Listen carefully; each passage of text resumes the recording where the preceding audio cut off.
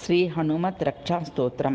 प्रणम्य श्रीगणेशं च श्रीरामं मारुतिं तथा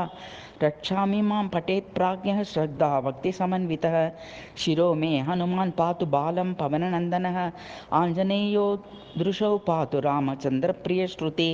ज्ञानं पातु महावीरो मुखं लक्ष्मणप्राणदः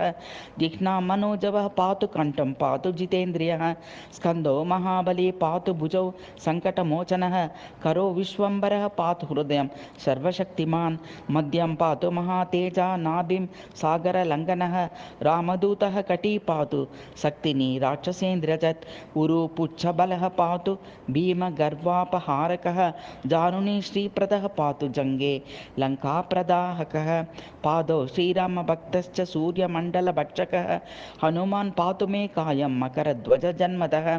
एतां रुद्रबलोपेतां रक्षाम्यः सुकृती पठेत् सुदीर्घाय सुखी पुत्री बलवान् बुद्धिमान् भवेत् इति श्रीरामरक्षास्तोत्रमनुसृत्य श्री सीताराम शर्मणा विरचितं श्रीमद् हनुमत् रक्षास्तोत्रं सम्पूर्णम्।